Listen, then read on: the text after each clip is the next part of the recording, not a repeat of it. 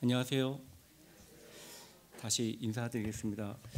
광교 남부교회에서 주님을 배우고 있는 김상태 형제입니다. 아까 사회 보시는 형제님이 이렇게 말씀하셨지만 주일날 제 이름이 좀 많이 형제자매들이 언급이 돼요. 그래서 보면 상태 괜찮아요? 이렇게 얘기하고, 그래서 이 이야기를 아침에 오전에도 이야기를 했는데, 제가 그 학생 캠프 때 이제 가서 이야기를 좀 했어요. 그래서 이야기를 했는데 아이들이 이렇게 아무런 반응이 없어요. 막 그러길래 우리 집에 있었던 이야기를 간단히 해줬거든요. 그래서 저희가 이제 넷째 아이가 저희 가족이 이제 4명이 있는데 그 자녀들이, 근데 막내가 아빠한테 이제 장난치기 위해서 식탁에 김이 올라오게 되면 엄마한테 엄마 김상태가 왜 이래요? 김상태가 안 좋아요. 막 이렇게 이야기를 해서 이렇게 아이들이 그걸로 이제 좀 즐겁게 웃어줬는데, 아무튼 이렇게 사회자 형제님의 이런 그 소개를 이렇게 잘 해주셔서 이렇게 감사가 됩니다. 저는 어제 그 기차를 타고 이렇게 울산에 이렇게 내려왔습니다. 제가 내려온 이유는 이제 아까 이제 소개했던 것처럼 집사람이 이제 부부 세미나를 한다고 이렇게 해서 같이 내려왔습니다.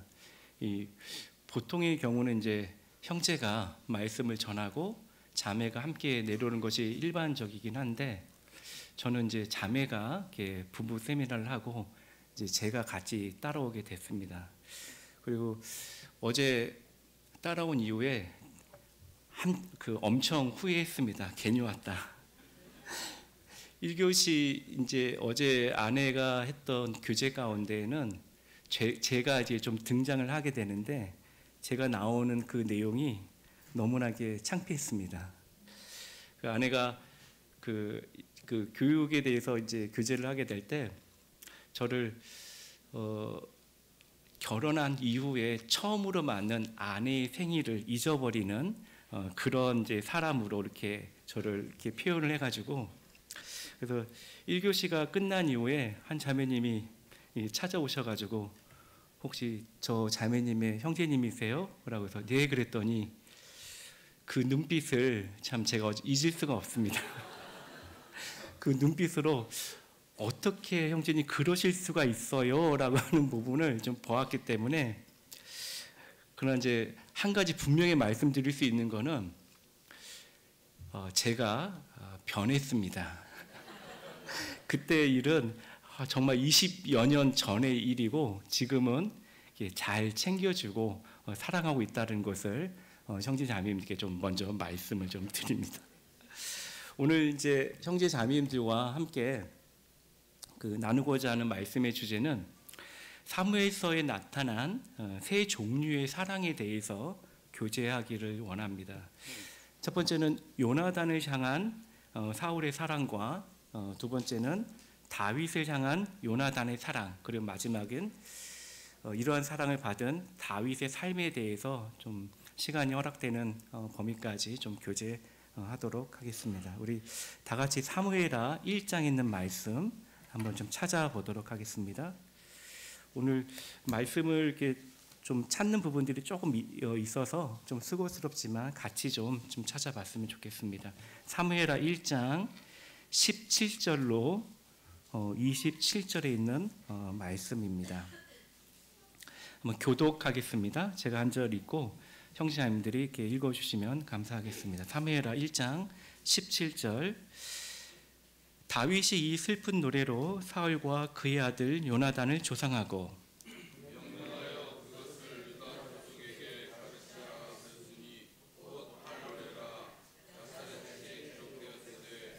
이스라엘아, 내 영광이 산 위에서 죽임을 당하였도다. 오라, 두 용사가 엎드려 졌도다.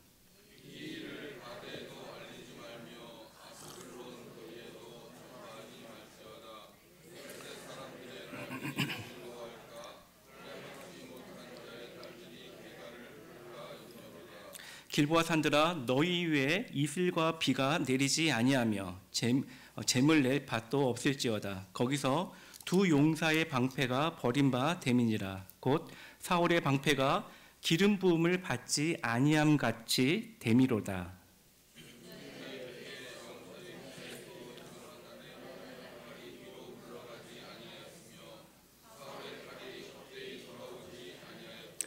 사울과 요나단이 생전에 사랑스럽고 아름다운 자이러니 죽을 때에도 서로 떠나지 아니하였도다. 그들은 독수리보다 빠르고 사자보다 강하였도다.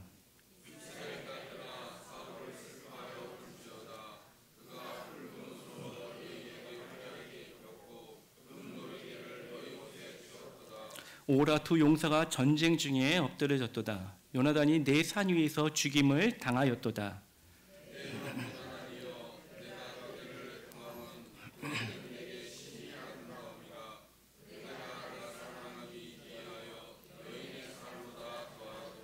같이 읽겠습니다. 27절. 오라 두 용사가 엎드려졌으며 싸우는 무기가 망하였도다 하였도다. 우리가 방금 읽었던 이 말씀은 이스라엘이 블레셋과의 전쟁에서 죽임을 당했던 이 사울과 요나단을 다윗이 기억하며 다윗이 지은 애가입니다. 이스라엘아, 내 영광이 산 위에서 죽임을 당하였도다. 사울과 요나단이 생전에 사랑스럽고 아름다운 자이러니 죽을 때에도 서로 떠나지 아니하였도다. 우리는 성경을 읽다 보게 되면 언뜻 이해하기 어려운 장면들을 이렇게 접하게 됩니다. 아무리 생각해도, 이건 아무리 묵상해도 도무지 알 수 없는 장면들이 나오곤 하죠. 저에게는 이 사무엘하 1장의 말씀이 바로 이제 그러한 말씀입니다. 그 이유는 첫 번째로 다윗의 애가 가운데 왜 사울의 이름이 언급되어져 있는가의 문제입니다. 무엇보다 다윗과 사울의 관계를 생각하게 될 때 정말 이 노래에서 나오는 것처럼 사울의 죽음을 다윗이 영광이라고 표현할 만큼 두 사람의 관계가 친밀했는가? 또한 사울이 다윗에게 있어 생전에 사랑스럽고 아름답다라고 말할 수 있는 사람이었는가? 형제자매님들은 어떻게 생각하시는지요? 다윗과 사울의 관계가 정말 이 애가에 나오는 슬픈 노래에 나오는 것처럼 정말 이렇게 사랑스럽고 아름다운 관계였는가? 어떻게 생각하시는지요? 만약에 다윗이 요나단만을 두고 이렇게 노래했다면 어느 정도는 이해는 됐을 것입니다. 그럼 어떻게 다윗이 사울을 향하여서도 이 같은 고백을 할 수 있었겠냐는 것입니다. 사실 이 두 사람의 관계를 생각하게 된다면 다윗은 애가가 아닌 즐거움의 노래를 불러야 하는 것이 맞습니다. 왜냐하면 다윗에게 사울은 어떻게 해서든지 그 자신을 죽이고자 했던 사람이기 때문입니다. 사무엘상 18장 7절에 보게 되면 이스라엘이 블레셋과의 전쟁에서 승리한 후 여인들이 이런 노래를 부르지요.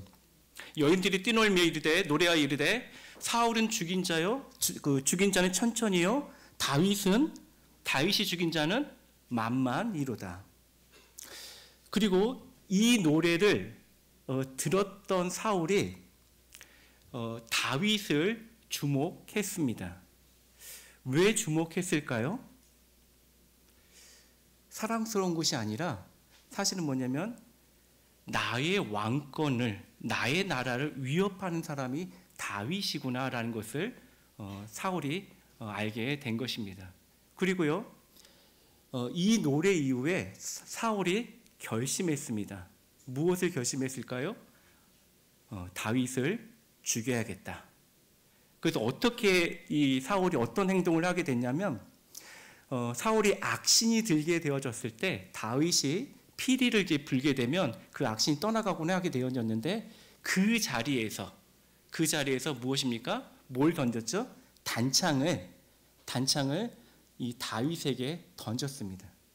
그리고 다윗이 나중에 사울을 피하여 놉당이라는 곳을 이제 피하여 가게 되어졌을 때 이 놉당에 있는 제사장들이 다윗을 이렇게 도와주게 되죠. 제사장이 먹을 수 있는 떡을 주고 골리앗의 칼을 이렇게 주게 되는데 그 사실을 알게 된 이후에 나중에 사울이 어떻게 했습니까? 놉당에 있는 제사장들을 싹 다 죽여버렸습니다. 그리고요, 군사들을 계속해서 보냈어요.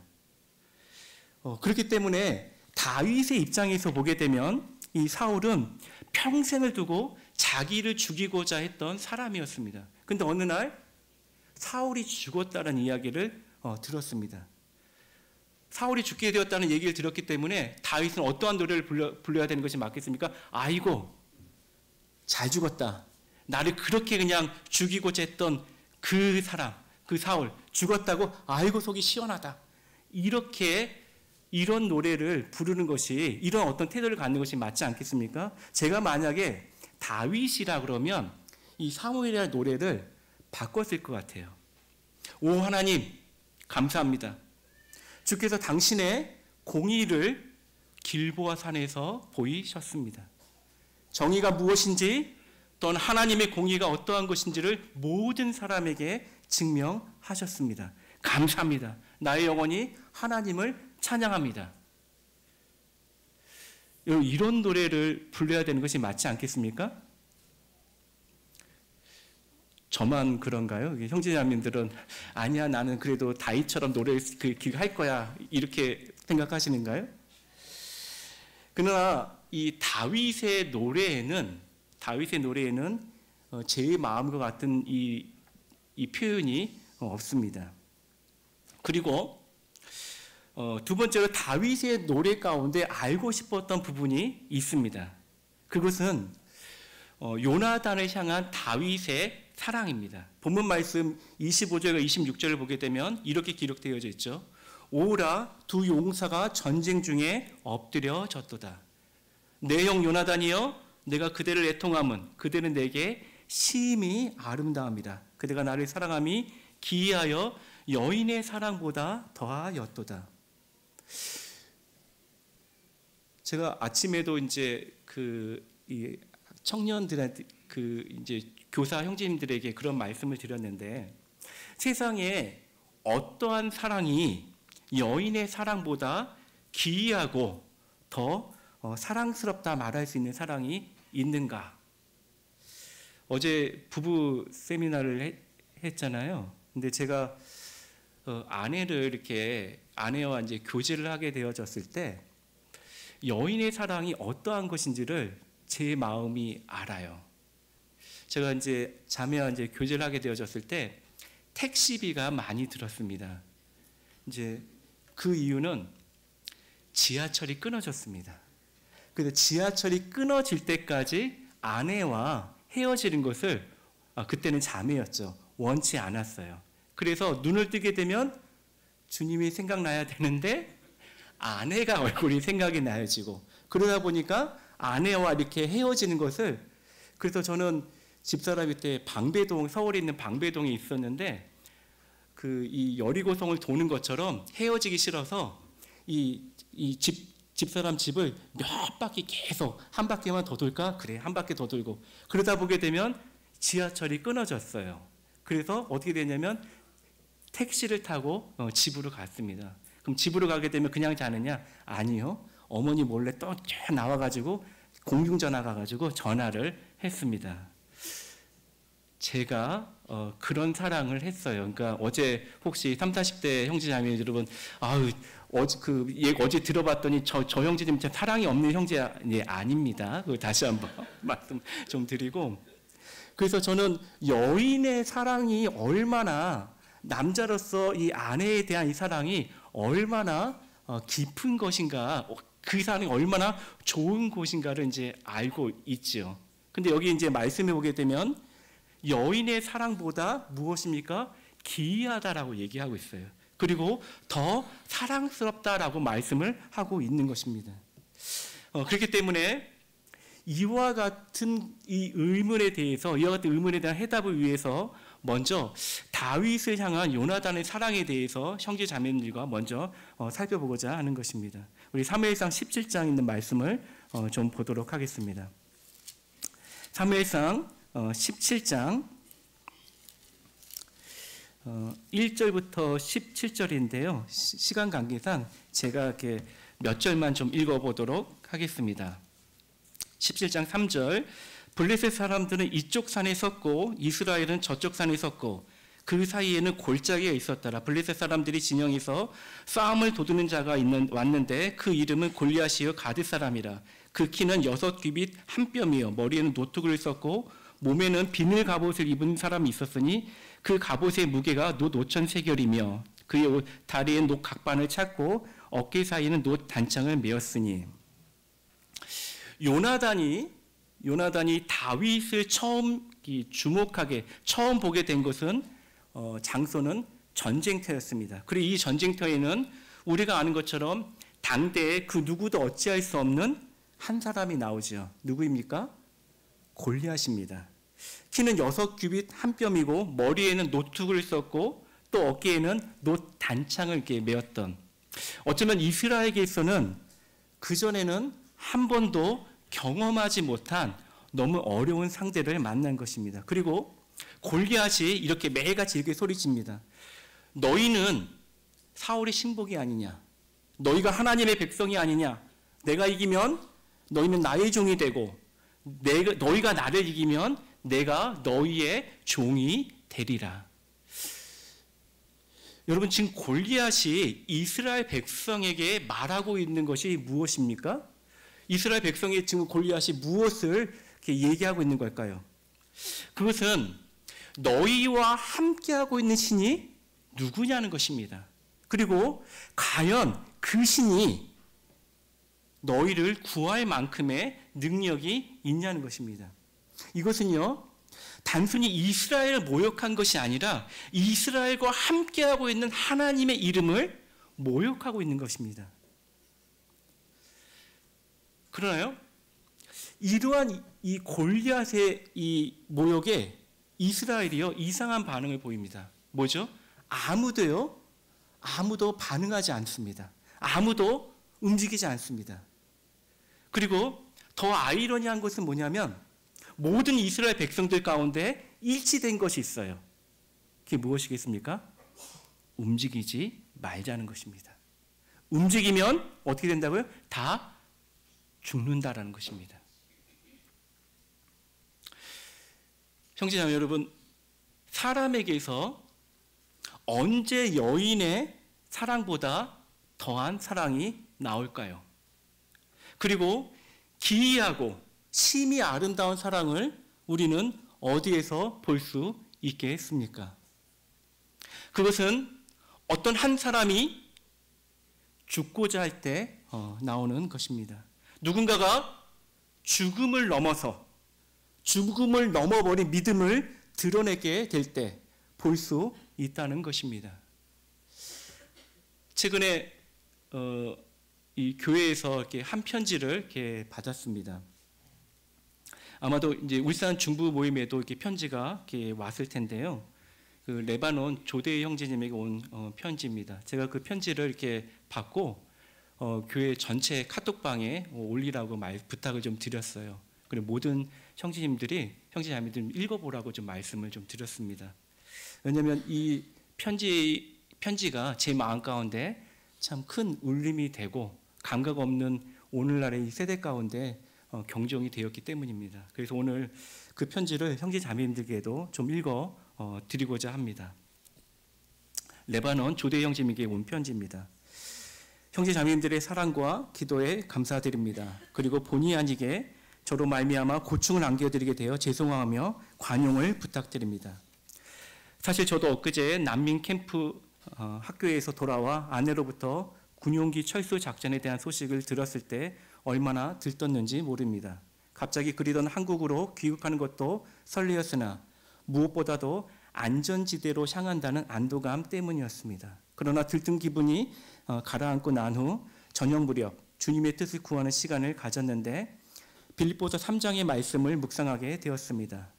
내가 그리스도와 그 부활의 권능과 그 고난의 참여함을 알고자 하여 그의 죽으심을 본받아 어떻게 해서든지 죽은 자 가운데 부활에 이르려 하노니. 평소에 종종 묵상했던 말씀이었는데 이제 시리안 개종자들과 더불어 이 말씀을 경험해 나가야 하는 시기가 다가오는 것만 같았습니다. 사실 제가 지금 레바논의 현장을 벗어난다면 지금까지 개종자들과 함께 나눈 믿음의 교제를 그들이 관념적으로 받아들이지 않을까 하는 우려도 있습니다. 다가오는 환난과 핍박에 담대하게 믿음을 가져야 함을 거듭 개종자들에게 강조해 왔기 때문입니다. 그리고 문득 세월호 선장에 대해 떠올리게 되었습니다. 그는 기울어져가는 배에서 내려와 가장 먼저 구조선에 몸을 실었습니다. 이로 인해 그는 지금까지 감옥에서 양심의 가책으로 힘들어하고 있습니다. 서투 구조 비행기에 몸을 싣고 그리워하던 땅에 안착한다 해도 정작 저희는 양심의 감옥에서 벗어날 수 없을 것입니다. 이곳에는 아들 같은 20대 형제 가정과 가족 같은 시리아인들, 그리고 사랑의 손길이 필요한 수많은 어린이들이 있습니다. 풍랑이는 칠흑의 바다와도 같은 레바논의 현실이지만 지금까지 항해를 지속해 올 수 있도록 붙들어 주신 주님께 감사드립니다. 더 이상 계속할 수 없는 상황에 이른다 해도 맨 나중에 배에서 빠져나와야 한다는 무거운 책임감을 떨쳐버릴 수 없었습니다. 이것이 앞서서 이 길을 걸어오신 모임의 선교사 분들로부터 배운 교훈입니다. 이런 중에도 크게 요동치 않는 것은 주님께서 이 배에 함께 계심을 믿기 때문입니다. 그러나 성도님께 몹시 심려를 끼쳐드린 부분에 대해서는 어떻게 용납을 구해야 할런지요. 저희를 향한 그 사랑이 헛되지 않도록 이곳에 있는 영혼들을 좀 더 신실하게 보살핌으로 보답해 나가길 원합니다. 조대희 오영수. 울산에 내려오기 전에 3일 전인가요? 편지를 이렇게 하나 더 받았습니다. 그 편지에는 지금은 레바논에 있는 거의 모든 선교사들이 다 떠났다라고 이렇게 전달을 이렇게 받았습니다. 형제자매 여러분, 오늘날 영적인 부흥이 무엇입니까? 무엇을 가리켜서 이것이 영적인 부흥이라고 말할 수 있겠습니까?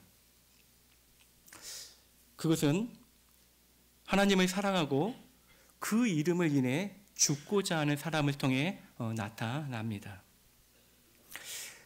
다윗이 골리앗 앞에, 이 죽음 앞에 쓴 것은 여인들의 노래에 나오는 것처럼 사울은 천천히요, 다윗은 만만이라는 이 영광을 얻기 위함이 아닙니다. 더욱이 사울의 왕권과 그 나라를 얻기 위한 것도 아닌 것입니다. 다윗이 이 전쟁에 참여한 이유는요, 단 한 가지입니다. 레바논 조대 형제님 그랬던 것처럼 그것은 하나님께 대한 사랑 때문인 것입니다. 다윗이 말하지요. 이 할례 받지 않는 블레스 사람이 누구이기에 살아계시는 하나님의 군대를 모욕하겠느냐. 너는 칼과 창과 단창으로 내게 나아오거니와 나는 만군의 여호와의 이름 곧 내가 모욕하는 이스라엘 군대의 하나님의 이름으로 내게 나아가노라. 여러분, 언제 여인보다 더한 사랑이 나타날까요? 언제 여인의 사랑보다 기이하고 심히 아름다운 사랑이 나타날 수 있겠습니까? 그것은 자신의 생명보다 더 하나님을 사랑하는 사람을 만날 때 가능한 것입니다. 내가 하나님을 위해서 죽고자 하는 그와 같은 사람을 만날 때 가능한 것입니다. 다윗은 바로 그와 같은 사람이었습니다. 그리고 요나단은 이 다윗을 주목했습니다. 또한 사랑했습니다. 사무엘상 18장 1절입니다. 같이 한번 찾아보도록 하겠습니다. 사무엘상 18장 1절.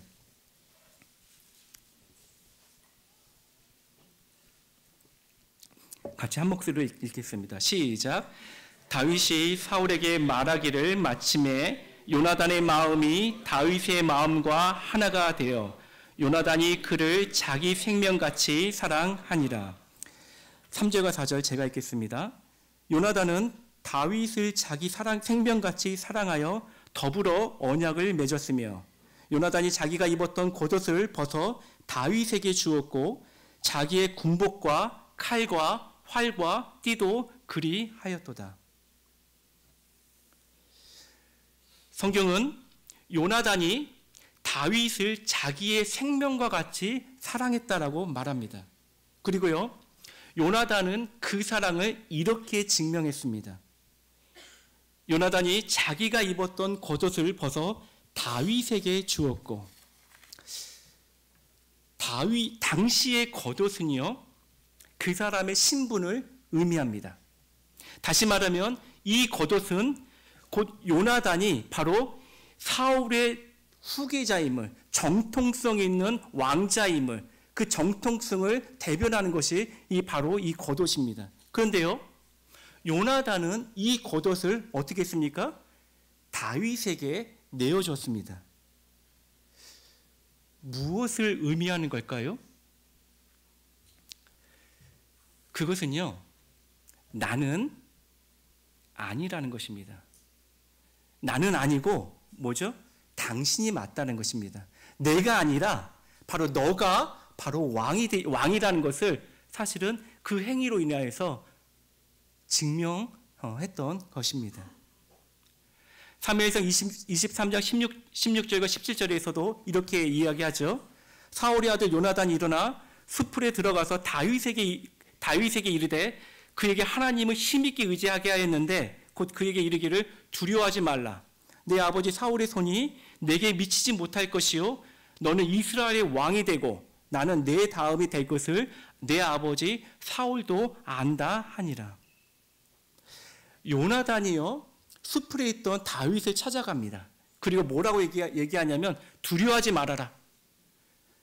너가 왕이 될 것이고 그 다음에 너가 왕이 된 다음에 내가 왕이 될 것입니다. 왕이 될 거라고. 이게 요나단이 다윗에게 힘있게 하게 하는 그 내용의 골자였습니다. 근데 여러분 요나단의 이 말이 여러분께 맞는 말일까요? 너가 왕이 되고 그 다음에 내가 왕이 될 거야. 그러니까 두려워하지 마. 이 요나단의 이 말이 맞는 말입니까? 사실은 이 말은 틀린 말입니다. 왜냐하면 당시의 시대는 오늘 같은 시대가 아니잖아요. 민주주의 시대가 아니지 않습니까? 5년제의 어떤 대통령이 아니잖아요. 사실은 뭐냐면 내가 다음에 왕이 되기 위해서는 다윗이 왕이 되면 안 되는 것입니다. 그렇기 때문에 이 겉옷을 다윗에게 주어서는 결코 될 수가 없는 것입니다. 내가 왕이 되기 위해서는 겉옷을 내어주는 것이 아니라 더욱더 이 겉옷을 붙들어야 되는 것입니다. 지켜야 되는 것입니다. 그리고 이거에 대해서 방해하는 사람이 있다면 어떻게 해야 되겠어요? 내가 왕이 되는 부분에서 방해가 되는 사람이 있다면 이 부분에 대해서 사실은 그 사람을 죽여야 되는 것이죠. 왜냐하면 기회는 한 번뿐이 없기 때문입니다. 그러나 요나단은요 그렇게 하지 않았습니다. 오히려 다윗의 나라를 위해서 그는 스스로 길보아 산에서 죽음을 선택한 것입니다. 저는 이 장면에서 참 많이 이렇게 생각을 좀 하게 되어졌는데 왜 요나단이 길보아 산에서 죽게 되어졌는가? 이 요나단은 하나님과 함께했던 사람이었습니다. 그는 지혜가 있었던 사람이었습니다. 근데 이 망해가는 이스라엘의 이 시기 가운데 이 아버지 사울의 이 망해가는 그 모습을 보게 되어졌을 때 만약에 요나단이 살고자 했다면 그는 얼마든지 살 수 있는 길을 모색할 수 있었을 것입니다. 그럼에도 불구하고 요나단은 이 길보아 산에서 죽임을 택했습니다. 왜 그랬을까요? 왜냐하면 요나단도 다윗과 같은 길을 선택했던 것입니다. 요나단도 하나님을 사랑했고 죽음을 넘어버린 그와 같은 사랑을 선택했다는 것입니다.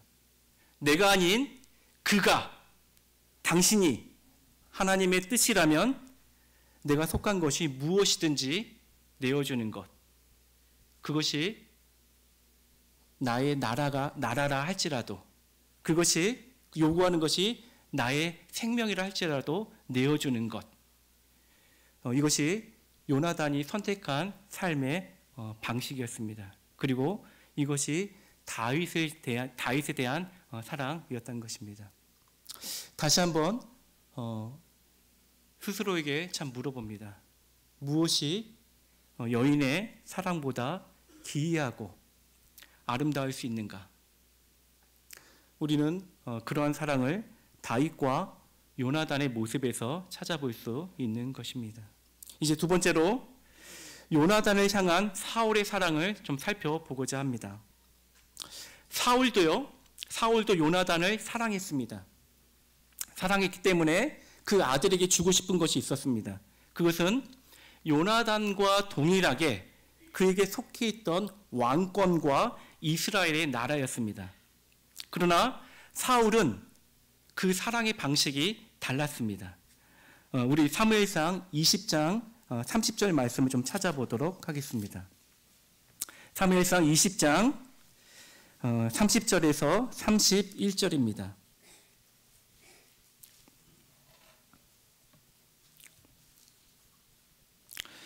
사무엘상 20장 30절에서 31절, 형제님들 같이 한번 좀 읽어볼까요? 시작. 사울이 요나단에게 화를 내며 그에게 이르되 폐영무독한 계집의 소생아, 내가 이새의 아들을 택한 것이 내 수치와 내 어미의 벌거벗은 수치됨을 내가 알지 못하느냐.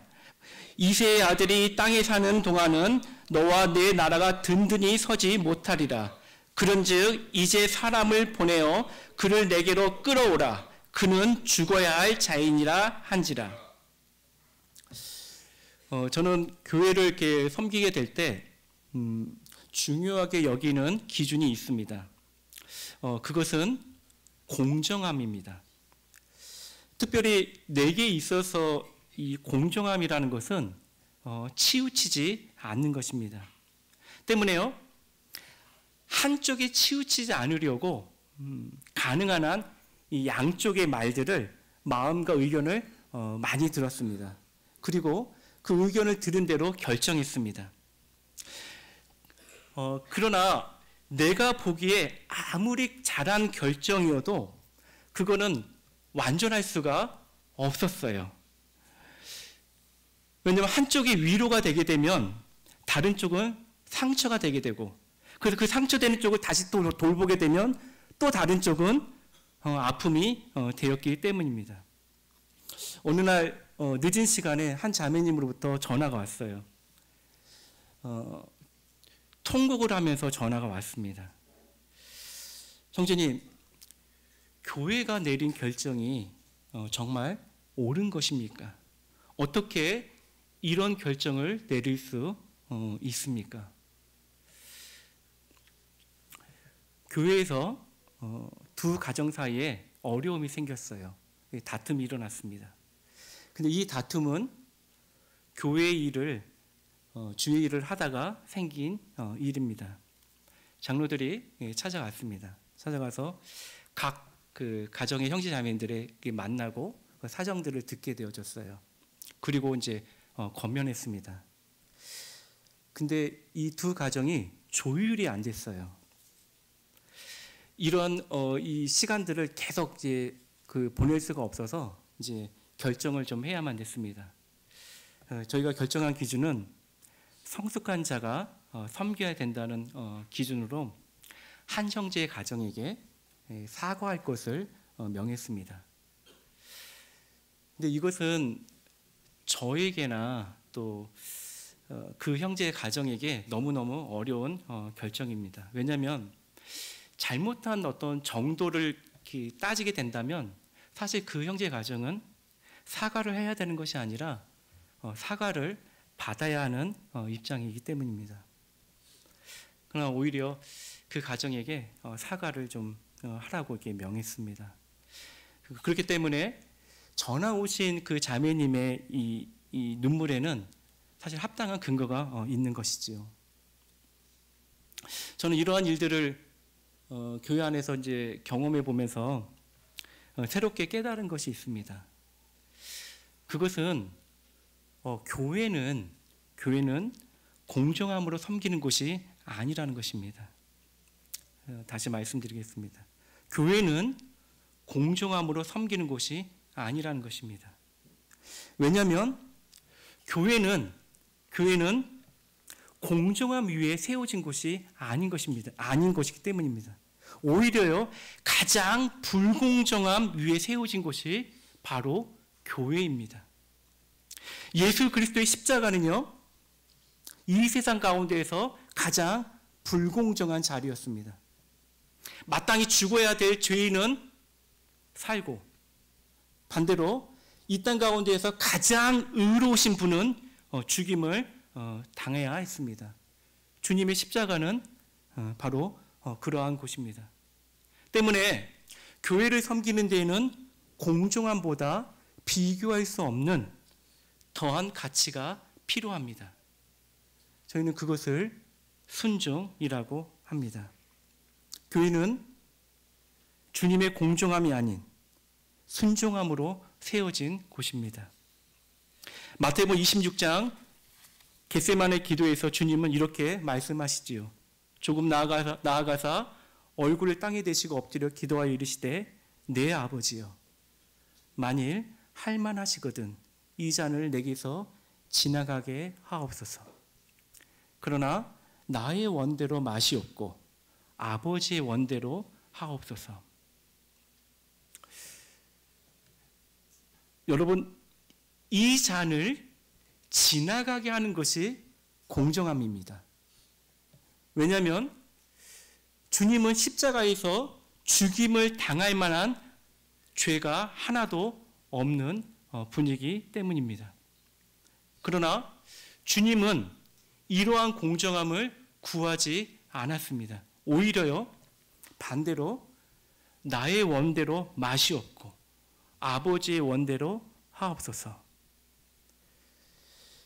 이것이 교회를 향한 하나님의 뜻에 대한 주님의 이 모습이었습니다.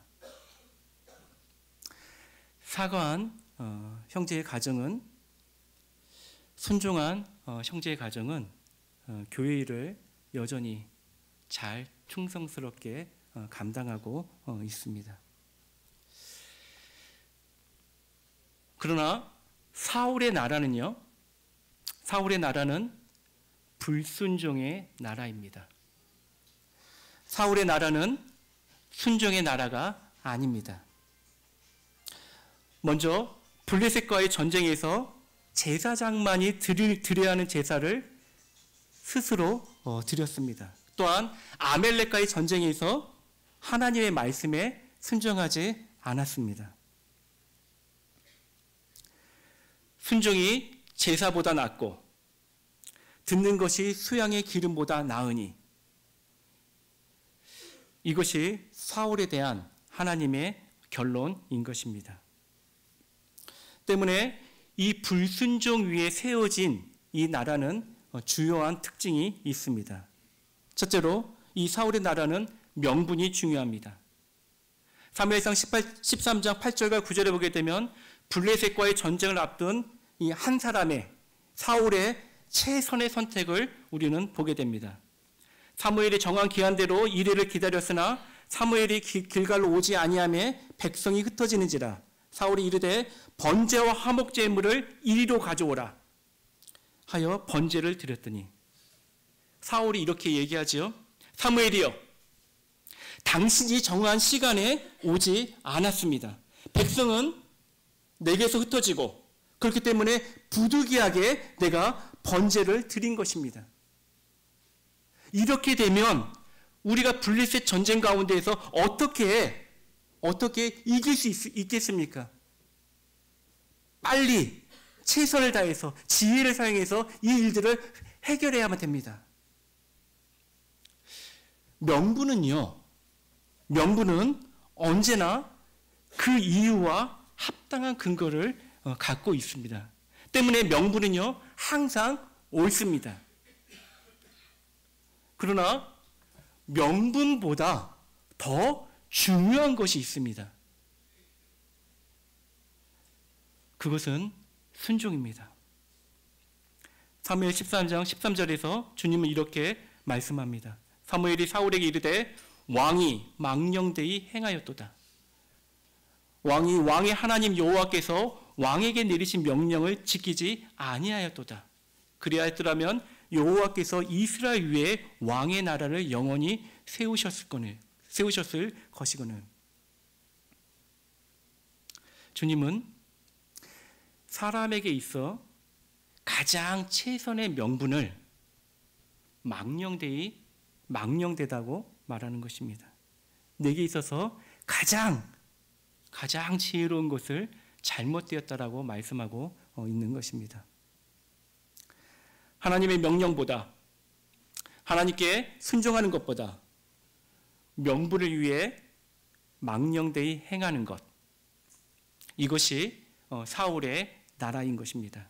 그리고 이제 그와 같은 나라를 요나단에게 주기 위해서 이렇게 말합니다. 아들아, 요나단아, 이새의 아들이 땅에 사는 동안은 너와 내 나라가 든든히 서지 못하리라. 그런즉 이제 사람을 보내어 그를 내게로 끌어오라. 그는 반드시 죽어야 할 자인이라. 여러분, 이것이 사울이 요나단을 사랑한 사랑의 방식인 것입니다. 요나단은 이러한 나라를 받을 수가 없지요. 나의 나라를 위해서 다른 사람을 죽여야 하는 이 나라를 요나단은 받을 수가 없는 것입니다. 다윗을 두고요, 한 사람은 자신의 생명같이 사랑했고 또 다른 사람은 창을 들어 죽이고자 했습니다. 저는 생각해 보았습니다. 나는 과연 어떠한 나라를 상속받아야 하는가? 또한 저희 교회에서도 그런 말씀 한번 드렸죠. 어떠한 교회를 우리는 이루어야 할 것인가? 어떠한 삶을 살아야 할 것인가? 돌아보게 되는 것입니다.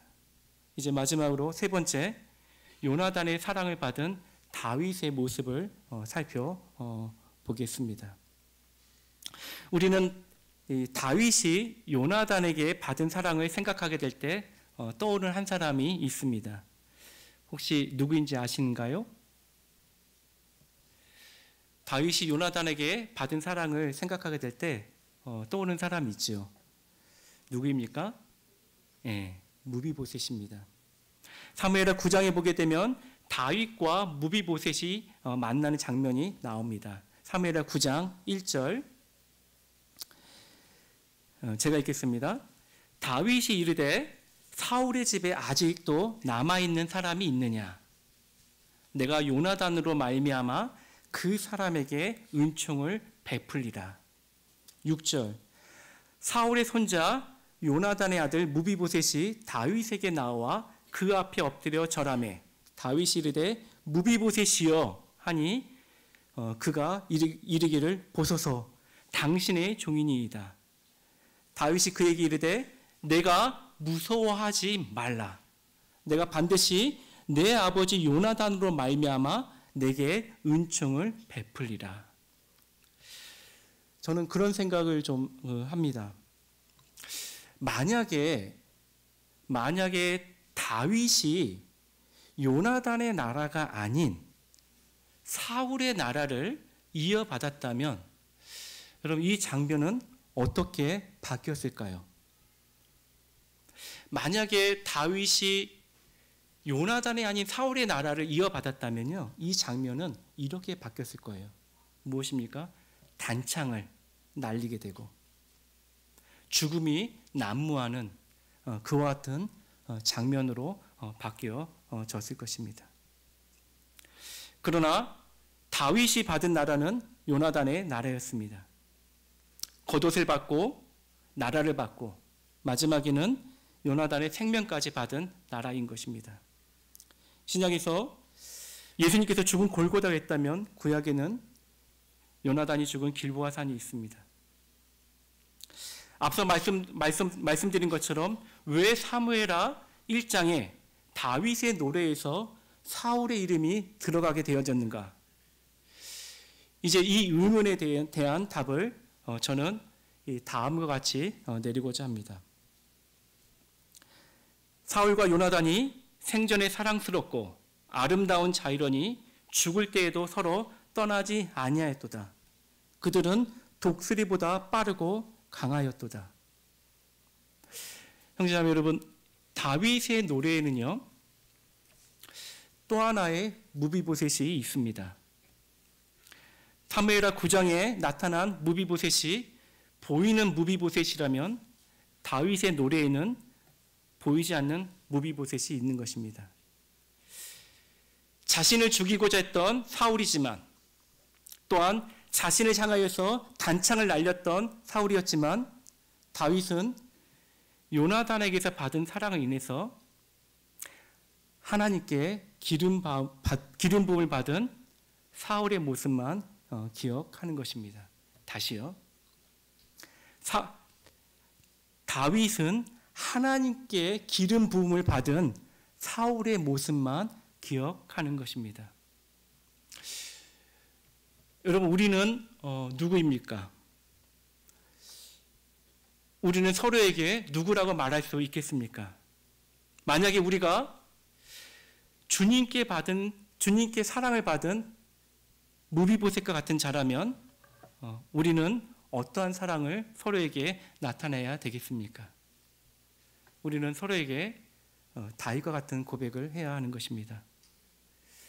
무비보셋이여, 내가 무서워하지 말라. 내가 반드시 내 아버지 요나단으로 말미암아 내게 은총을 베풀리라. 형제님, 자매님, 무서워하지 마십시오. 예수 그리스도로 인하여서 당신에게 사랑을 표현하길 원합니다. 이 같은 고백을 하는 것이 마땅한 것입니다. 이제 말씀을 좀 정리하도록 하겠습니다. 마태복음 16장 24절에 보게 되면 주님은 제자들에게 이렇게 말씀합니다. 이에 예수께서 제자들에게 이르시되 누구든지 나를 따라오려거든 자기를 부인하고 자기 십자가를 지고 나를 따를 것이니라. 여러분, 주님께서 말씀하신 십자가는 무엇입니까? 아이러니하게요, 우리는 십자가의 정의를요, 예수님을 십자가에 못 박은 사람들의 입에서 들을 수 있습니다.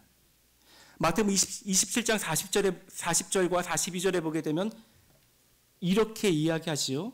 이르되 성전을 헐고 사흘을 짓는 자여, 내가 만일 하나님의 아들이거든 자기를 구원하고 십자가에서 내려오라 하며 그와 같이 대제사장들과 서기관들도 제사 장로들과 함께 희롱하여 이르되 그가 남은 구원하였을 때 자기는 구원할 수 없도다. 무엇이 십자가입니까? 어떤 것이 자기를 부인하는 것일까요? 같이 한번 따라해 봤으면 좋겠습니다. 십자가란 남은 구원하였을 때 자기는 구원할 수 없는 것이다. 다시요. 십자가란 내가 아닌 그를 세우는 것이다. 사도 바울은 고린도후서 4장 10절에서 십자가를 이렇게 정의합니다.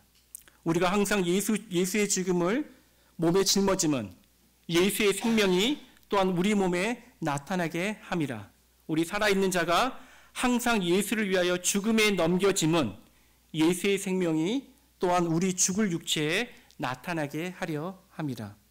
그런즉 사망은 우리 안에서 역사하고 생명은 너희 안에서 역사하느니라. 사망은 요나단 안에서 역사하고 생명은 다윗에게서 역사하느니라. 이것이 다윗을 향한 요나단의 사랑이었습니다. 또한 요나단이 우리에게 보여준 사랑은 이와 같은 십자가의 사랑인 것입니다. 그리고 사무엘하 1장은 요나단의 사랑을 받은 다윗의 노래입니다. 그렇다면 저희도 이 사무엘하 1장의 노래를 서로에게 부르는 삶을 살아야 하는 것입니다. 2024년이 이제 얼마 남지 않았지요. 주님께서 저희를 이 땅 가운데 얼마나 남겨두실지 모르겠습니다. 그러나 바라보는 것은 주님 오실 때까지 이 믿음을 가지고 우리의 관계가 여인의 사랑보다 더 기이하고 더 아름다운 그와 같은 사랑을 나타내는 관계가 되기를 바랍니다. 사실은 울산 중부 모임에 방문하고 싶었습니다. 믿음에 정말 존경받는 많은 형제님들이 교회에 있었기 때문에 교회를 좀 눈으로 좀 보고 싶었던 마음이 있었고요.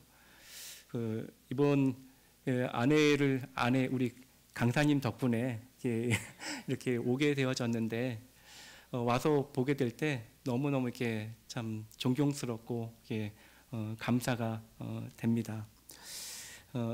참 제가 키도 작은데 이것은 작은 형제를 또 같이 오라고 하셔서 이렇게 교제할 수 있도록 형제님들께 배려해 주신 거 너무 이렇게 감사드리고 앞으로도 믿음 안에서 좋은 교제가 있기를 주님 안에서 이렇게 바랍니다. 이상입니다.